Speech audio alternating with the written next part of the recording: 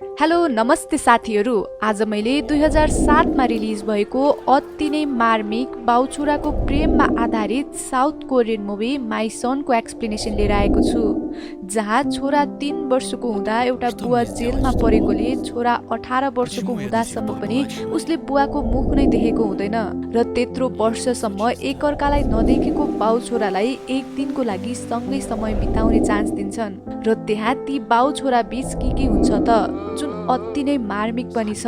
त्यसैले ती सब कुरा थाहा पाउनको लागि भने हाम्रो यो भिडियोलाई अन्तिमसम्म हेरिदिनु होला। यो मुभीको सुरुवातै जेलका केही कैदीहरूलाई देखाएर हुन्छ, जहाँ ती कैदीहरूले त्यत्रो वर्ष जेलमा बस्दा राम्रो काम गरे बापत सरकारले उनीहरूको एउटा इच्छा पूरा गरिदिने घोषणा गरेकोले नै ती कैदीहरूलाई एक एक गर्दै बोलाउँदै प्रश्न सोधिरहेका हुन्छन् र ती मध्ये काङसिक नाम गरेको 39 वर्षको एकजना कैदी पनि हुन्छ, जो चोरी र हत्याको कारणले 24 वर्षको उमेरमै जेलमा परेको हुँदो रहेछ र उसलाई त्यही कारणले आजीवन कारावासको सजाय दिएको हुन्छ। ऊ जेलमा सजाय कटाएको नि 15 वर्ष पुगिसकेको हुन्छ र त्यो दौरान उसले जेलमा राम्रो व्यवहार देखाएकोले उसलाई एक दिनको लागि जेलबाट बाहिर निस्केर आफ्नो छोरा र आमासँग भेट्ने अनुमति दिन्छन्। काङसिक जेल बस्दा उसको छोरा मात्र 3 वर्षको हुन्छ भने अहिले त्यही छोरा 18 वर्ष पुगिसकेको हुन्छ। काङसिकलाई ऊ जेल गएको केही महिनामै उसकी श्रीमतीले छोडेर गएकी हुन्छ र घरमा छोरा र बुढी भएकी आमा मात्र हुन्छन्। 3 वर्षको उमेरदेखि अहिलेसम्म पनि काङसिकले आफ्नो छोरालाई देखेकै हुँदैन र पुलिस अफिसरहरूसँग त्यही विषयमा कुरा गर्दै जाँदा काङसिकले मैले मेरो छोरालाई धेरै नै मिस गर्छु, तर यत्रो वर्ष भएकोले उसको अनुहार र बोली कस्तो थियो भन्ने कुरै थाहा छैन भन्दै सुनाउँदै गर्दा एकछिन ऊ निकै नै भावुक पनि हुन्छ र एउटा बुवाको त्यस्तो कुरा सुन्दा अफिसरहरू पनि भावुक नै हुन्छन्। अनि अब उसलाई भने एक दिनको लागि आफ्नो छोरालाई भेट्ने अनुमति दिन्छन्। उसले त्यो दिनदेखि आफ्नो छोरालाई भेट्ने दिन कहिले आउला भन्दै एक एक दिन गन्दै बसिरहेको हुन्छ। अनि यस्तै एउटा पुलिस अफिसरले काङसिकलाई यत्रो वर्षसम्म त समय धेरै नै परिवर्तन भइसकेको छ, अहिलेको बच्चाहरू इङ्ग्लिसमा कुरा गर्छन्, त्यसैले तिमीले हाई हेलो भनेर कुरा गर्नुपर्छ है भन्दै त्यस्तै धेरै कुराहरू सिकाउँछ र काङसिकले पनि अफिसरले भने अनुसार नै छोरासँग पहिलो चोटि बोल्दा कसरी बोल्ने भनेर रात दिन गर्दै सिकिरहेको हुन्छ। अनि यसरी हप्ता दिन गर्दा गर्दै छोरालाई भेट्ने दिन पनि आइपुग्छ। त्यो दिन ऊ पुरै तयार भएर एउटा पुलिस अफिसर सहित छोरालाई भेट्न यत्रो वर्षपछि आफ्नो घरतिर जान थाल्छ, तर जाँदा जाँदै उसको मनभित्र भने यत्रो वर्षपछि बाहिरी संसार देखेको भएर अनेकौं ख्यालहरू आइरहेका हुन्छन् र सँगै धेरै वर्षपछि गाडी चढेको भएर पनि होला अलिकति अघि जान साथ उसलाई भमिटिङ पनि सुरु हुन्छ।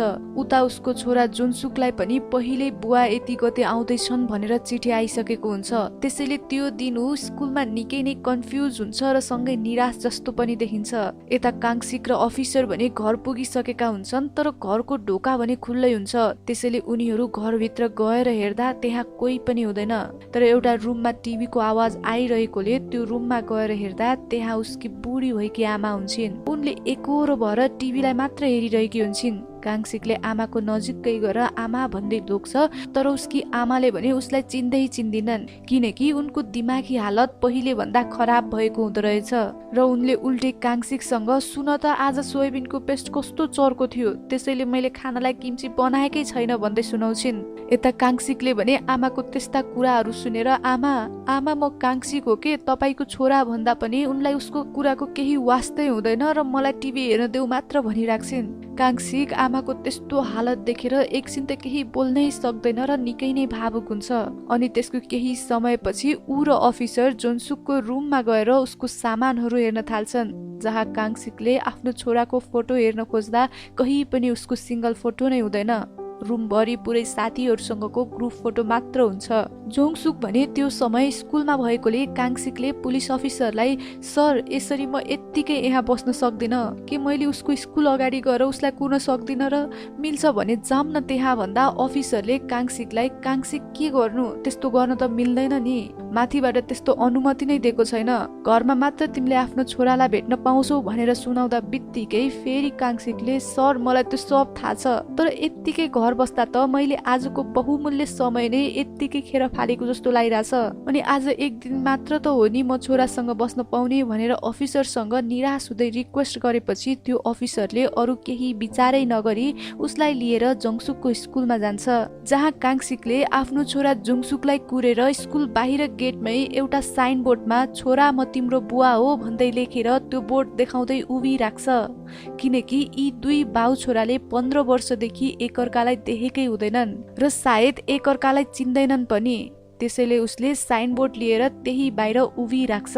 अनि त्यस लगतै काङसिकले आफूले लगाएको कपडा पनि सुँग्न थाल्छ। कतै आफू छोरालाई भेट्दा गनाएको छु कि भनेर होला। एउटा बाउलाई छोरासँग भेट्न निकै नै आतुर भइसकेको हुन्छ र यसरी त्यसको केही समयपछि स्कुल छुट्टी भएर सबै विद्यार्थीहरू बाहिर निस्किन थाल्छन्। अनि त्यही भिडलाई हेर्दै काङसिकले आसमा बोर्ड देखाइरहेको हुन्छ, तर कोही पनि उतिर पनि आएका हुँदैनन्। यसरी विद्यार्थीको सबै भिड सिद्धिँदा नि जोनसुक भने अझै आएकै हुँदैन। त्यसैले यता काङसिक निकै नै निराश भएको देखेर अफिसरले कतै स्कुलको पछाडि पनि गेट त छैन नि भनेर हेर्न जाँदा उता जुनसुक क्लासरुमबाट हिम्मत गर्दै कसरी स्कुलबाट बाहिर जाने होला, आज पहिलो चोटि बुवासँग भेट्दैछु, खै किन हो निकै नै डर लागिरहेछ भन्दै बिस्तारै अगाडि हिँडेर मनमा नै आफूसँग कुरा गरिरहेको हुन्छ। यता काङसिक भने निराश भएर अझै पनि त्यही छोरा म तिम्रो बुवा हो भनेर लेखेको साइन बोर्ड हातमा समाउँदै उभिरहेको हुन्छ। ठ्याक्कै त्यही समय उताबाट जोङसुक पनि स्कुलको गेटमा आएर उभिन्छ र काङसिकतिर हेर्न थाल्छ, जहाँ जोङसुकले आफ्नो आधा जति मुख त मफलरले नै छोपेको हुन्छ। आँखा मात्र देखाएको जोङसुकतिर हेर्दै काङसिकले एकछिन त मेरो छोरा भनेर हेरिराख्छ र त्यसको केही समय दुवैजनाले एकअर्कालाई त्यसरी नै केही नबोली हेरि मात्र राख्छन्। त्यसैले काङसिकले छोराको अलि नजिकै गएर आफूले सिकेको वाक्य हाई भन्दै त्यो मौनतालाई तोडेर बोल्ने कोसिस गर्छ। तर त्यहाँ दुवै बाउ छोराको लागि भने एकअर्कासँग बोल्न निकै नै अप्ठ्यारो भइरहेको हुन्छ।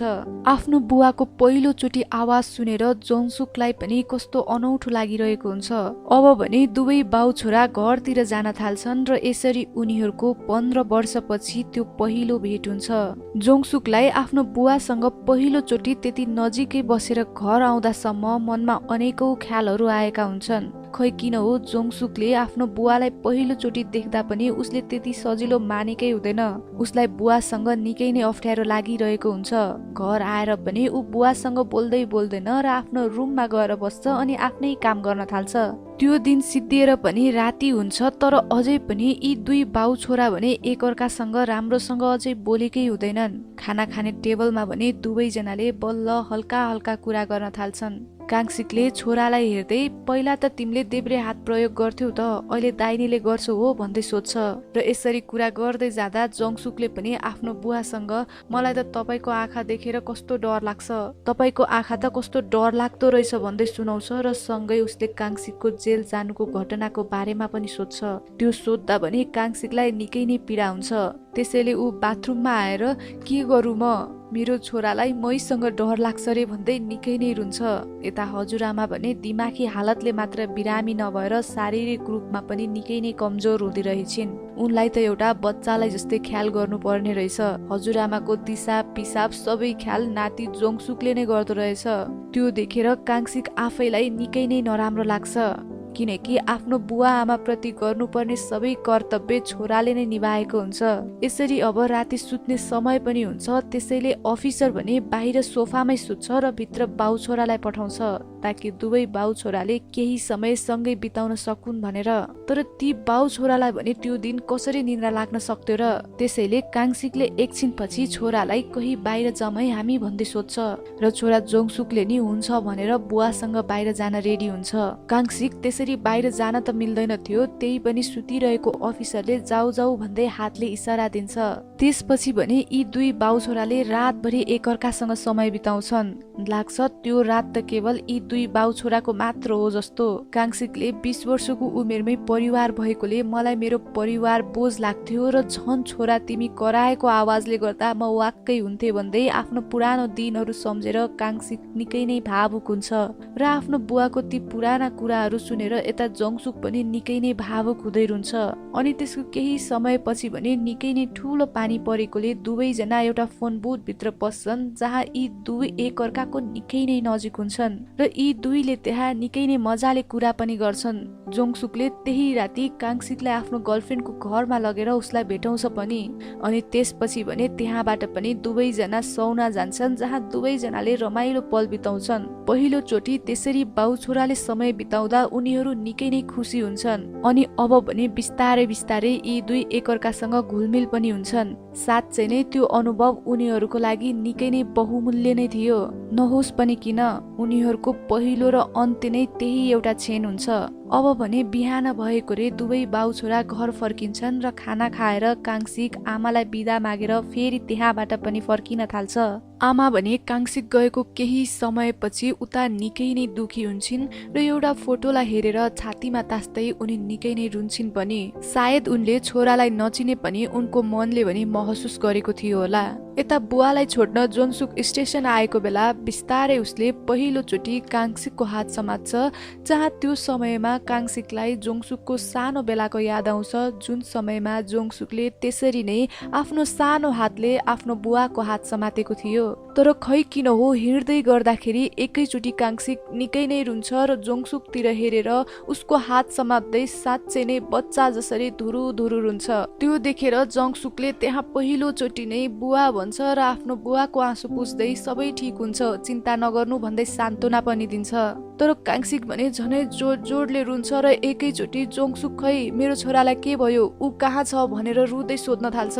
काङ्सिकको त्यस्तो कुरा सुनेर जोङसुक पनि एकैचोटि भावुक हुँदै आँसु झार्छ र मलाई माफ गरिदिनु अङ्कल भनेर पहिलाको सबै कुरा सुनाउन थाल्छ। जहाँ हामीलाई थाहा हुन्छ कि जोङसुक त वास्तवमा अरू नै हुँदो रहेछ र ऊ त केवल जोङसुकको बेस्ट फ्रेन्ड पो रहेछ। रियल जोङसुकले भने हरेक पल आफ्नो बुवालाई निकै नै मिस गर्ने र उसको हरेक कुरामा चाहे बर्थडे होस् या अरू कुनै फङ्सन सधैँभर रियल जोङसुकले आफ्नो बुवालाई नसम्झिने दिन नै नहुँदो रहेछ। उसले आफ्नो बेस्ट फ्रेन्डसँग पनि मलाई त बुवाले चिन्नु पनि हुँदैन होला है भन्दै निराश हुँदै कुरा पनि गर्छ र उसले आफ्नो सबै कुराहरू सेयर गर्दो रहेछ। त्यसैले त अहिलेको जोङसुकले रियल जोङसुकको बारेमा हरेक कुराहरू थाहा हुँदो रहेछ। अनि यस्तै एक दिन भने स्कुल जाने बेला रियल जोङसुक हतार हतार भर्याङबाट तल झर्ने बेला नमजाले लड्दो रहेछ। त्यसैले उसलाई उसका साथीहरूले हस्पिटल लिएर जान्छन् तर त्यो दुर्घटनाले गर्दा भने उसको हालत निकै नै खराब भएको हुन्छ र बाँच्ने चान्स पनि निकै नै कम भएकोले एक दिन उसले आफ्नो बेस्ट फ्रेन्डसँग म अन्तिम चोटि भए पनि मेरो बुवालाई भेट्न चाहन्छु नि तिमी मसँग आउँछौ भन्दै सोध्छ। त्यसपछि भने दुवैजना काङ्सिकलाई भेट्न गाडीमा चढेर जाँदै हुन्छन् तर बीच बाटोमै बुवालाई भेट्न जाँदा जाँदै रियल जोङसुकको त्यही मृत्यु हुँदो रहेछ र उसको बुवालाई भेट्ने त्यो अन्तिम इच्छा पनि पुरा हुन पाउँदैन। त्यसैले उसका साथीहरूले उसको क्रिया गरिदिने कोही पनि नभएको र भएको हजुरआमा पनि त्यस्तो स्थितिमा रहेकोले उनीहरूले नै जोङसुकको क्रिया गरिदिन्छन् र त्यो समयमा साथी मरेको शोकले उनीहरू आफै पनि सम्हाल्नै नसकेर निकै नै रुन्छन् पनि।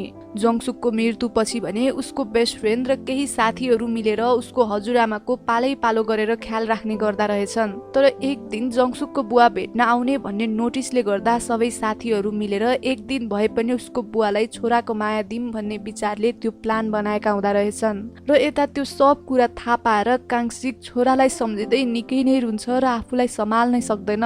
त्यो देखेर अहिलेको जोङसुकले आई एम सरी अङ्कल भन्दै ऊ पनि काङ्सिकतिर हेर्दै निकै नै भावुक हुन्छ। वास्तवमा काङ्सिकलाई अहिलेको जोङसुकले उसको हात समात्दा आफूले पहिलो चोटि छोरा जोङसुकको हात समातेको स्पर्श र त्यो स्पर्श उसलाई निकै नै भिन्न लागेकोले नै काङ्सिकलाई यो मेरो रियल छोरा होइन भन्ने महसुस भएको हुँदो रहेछ। अनि त्यसपछि काङ्सिकले आफूलाई सम्हाल्दै केही छैन बाबु तर तिमी मेरो रियल छोरा हो कि होइनौ त्यसमा केही मतलब छैन मलाई तर हिजो मैले एक दिन छोरासँगै नै समय बिताए भन्दै जोङसुकलाई पिठमा थपथपाएर बिदा लिन्छ र त्यहाँबाट ट्रेनतिर जान थाल्छ। तर त्यही बेला पछाडिबाट जोङसुकले अङ्कल सुन्नुस् त, तपाईँको छोरा जोङसुक म भन्दा धेरै नै अग्लो थियो, लगभग तपाईँ जत्रो नै, अनि ऊ निकै नै ह्यान्डसम पनि थियो भन्दै सुनाउँछ। र यसरी नै यी दुईजना छुटिन्छन्। काङसिक ट्रेन चढेर जान्छ र जोङसुक भने निराश हुँदै गइरहेको ट्रेनलाई हेरिराख्छ। यसरी त्यो दिनको केही समयपछि जोङसुक र काङसिक आफ्नो ठाउँमा खुसी भएर जिन्दगी बिताइरहेका हुन्छन्। तर एक दिन भने काङसिकलाई तिम्रो छोराले भेट्न आएको छ भन्दै बोलाउँछ, जहाँ अहिलेको जोङसुकले उसलाई भेट्न आएको हुँदो रहेछ। काङसिक र जोङसुकले एकअर्कालाई देखेर निकै नै खुसी पनि हुन्छन्। सँगै उनीहरू एकअर्कासँग बोल्दा बोल्दै बाउ छोरा जस्तै गरेर बोल्छन् पनि। अनि अन्त्यमा जोङसुकले काङसिकलाई बुवा भनेर सम्बोधन गर्छ अनि काङसिकले पनि जोङसुकलाई छोरा नै भन्छ। र यसरी यी दुई रगतले बाउ छोरा नभए तापनि भावनाले भने बाउ छोरा भइसकेका हुन्छन्। काङसिकले आफ्नो रियल छोरालाई नदेखे तापनि अहिलेको जोङसुकमा आफ्नो छोरालाई पाएको हुन्छ। र अन्त्यमा काङसिकले जोङसुकलाई छोरालाई जस्तै कुरा गर्दा गर्दै हकले गाली गर्छ अनि त्यही सिनमा यो मुभीको समाप्त पनि हुन्छ।